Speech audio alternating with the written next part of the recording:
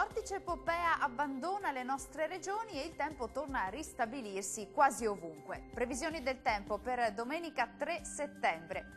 Sul Veneto diffusa parziale nuvolosità, ma tempo generalmente asciutto, salvo ultimi brevi rovesci al mattino sul Polesine.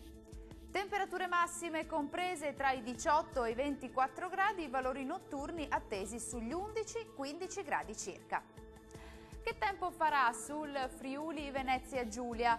Tempo in miglioramento anche su questa regione, sarà ampio il soleggiamento salvo più nubi e qualche residuo rovescio sui settori orientali.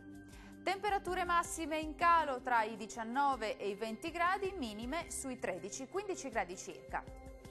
E raggiungiamo infine il Trentino Alto Adige, addensamenti e qualche rovescio sui settori alpini di confine. Prevale il tempo asciutto e soleggiato altrove. Temperature massime attese sui 23-24 gradi, minime intorno ai 12 gradi circa.